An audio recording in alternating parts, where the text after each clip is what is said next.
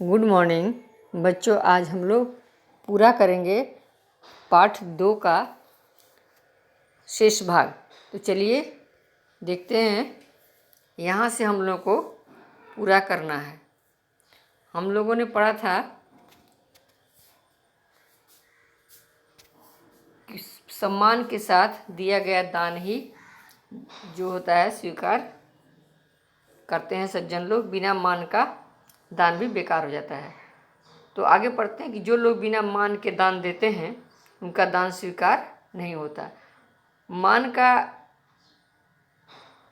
पान भी बहुत होता है और रहीम के शब्दों में अमी पियावे मान बिन सोनर मोहिन सुहाय।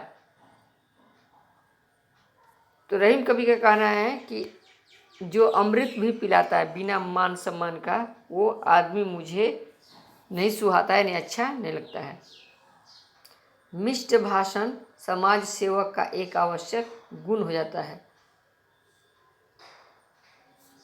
ये गुण जन्म से तो प्राप्त होते हैं, किंतु शिक्षा द्वारा भी ऐसे शुभ अभ्यास और संस्कार बनाए जा सकते हैं। मन, वाणी और कर्म का सामंजस्य ही मनुष्य को श्रेष्ठता के पद पर पहुंचाता है। फिर भी वचनों का विशेष महत्व है, क्योंकि एक कटु वचन सारे किए धरे पर पानी फेर सकता है।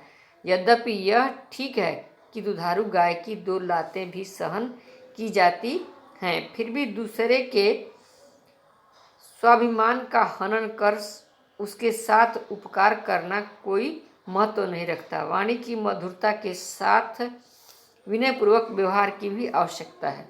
विनयपूर्वक व्यवहार ही शिष्टाचार है। शिष्टाचार का अर्थ लोग दिखावा या तकल्लुफ करते हैं, लेकिन वास्तव में उसका अर्थ है सज्जनोचित व्यवहार, यानी जो सज्जनों को उचित लगे।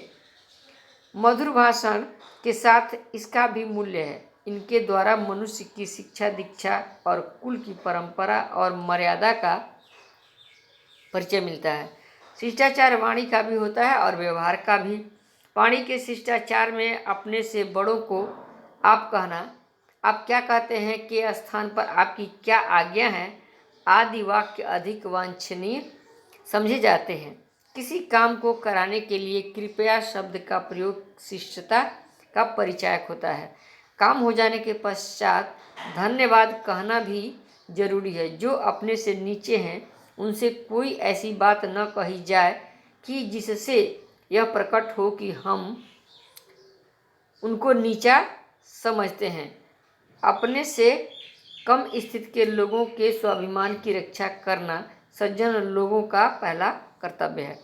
जो काम करना है उसको प्रसन्नता से करना चाहिए और उसके संबंध में कोई ऐसा शब्द भी नहीं कहना चाहिए जिससे प्रकट हो कि यह काम अनमनस्कता से किया जा रहा है या उस काम को करने से दूसरे के साथ एहसान किया जा रहा है। या तो कोई वस्तु न दे और दे तो पूर्ण उदारता से और प्रसन्नता के साथ। कम से कम जहाँ क्रिया में उदारता हो वहाँ वचने दरिद्रता नहीं आने देनी चाहिए।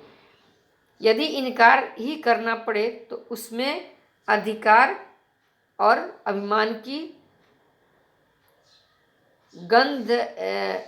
गंध नहीं आनी चाहिए। इनकार मजबूरी के ही कारण होना चाहिए, चाहे वह सैद्धांतिक मजबूरी हो या आर्थिक। इनकार शिष्टता के साथ भी हो सकता है और अशिष्टता के साथ भी।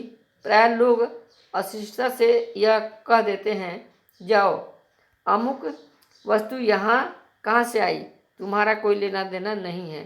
घर वालों को तो जुड़ता नहीं, तुम्हारे लिए कहाँ से लाएं।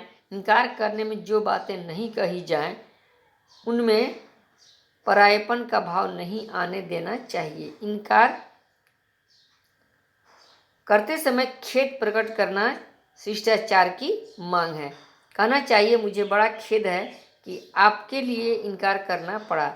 आपने यहाँ आने या मांगने का कष्ट किया और मैं इस विषय में आपकी सेवा न कर सका। वार्तालाप में हमको व्यापारिक बातचीत और निजी बातचीत में थोड़ा अंतर करना होगा। व्यापारिक बातचीत में अशिष्ट नहीं होना चाहिए, किंतु वह नपी तुली हो सकती है। निजी संबंध की बातचीत में आत्मीयता का अभाव नहीं रहना चाहिए और थोड़ा सा कष्ट उठाकर बात को पूरी तौर से समझा देना अपना कर्तव्य हो जाता है। कुछ लोग सबके साथ निजी संबंध की तरह वार्तालाप करते हैं। यह बुरा नहीं है, किंतु बात उतनी ही कही जाए जितनी निभाई जा सके। तो धन्यवाद बच्चों, ये पाठ हम लोगों का पूरा हो गया।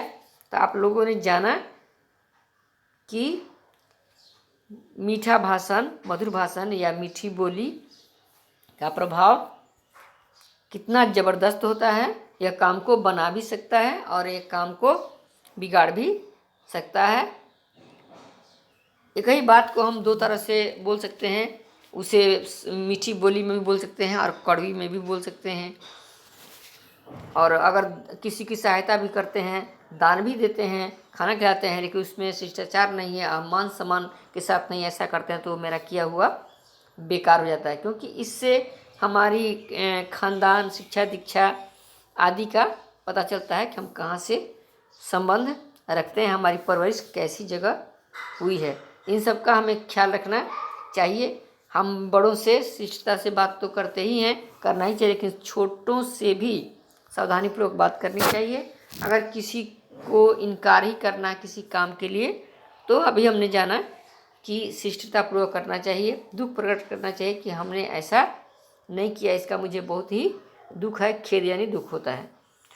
तो आप लोगों ने पाठ समझ लिया होगा। अब देखिए शब्दार्थ है।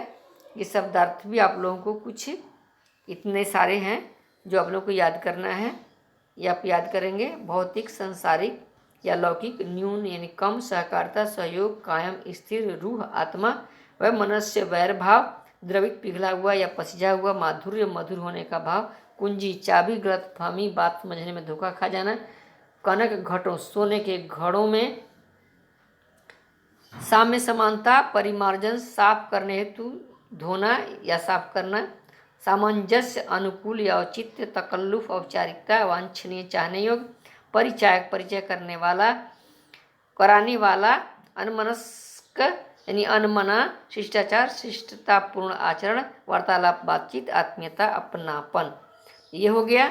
इसके अलावा ये आपके मानक और प्रचलित वर्तनी है, यानी विद्वानों द्वारा माने हुए ये हिज्जे हैं। इसी को आप लोगों को सीखना है, फॉलो करना है। धन्यवाद। इसके आगे कुछ प्रश्न उत्तर हैं जो हम लोग दूसरे दिन करेंगे। तो धन्यवाद। उम्मीद है आप लोगों ने किताब खरीदी होगी और इसे सही ढंग से आप तैयार करेंगे।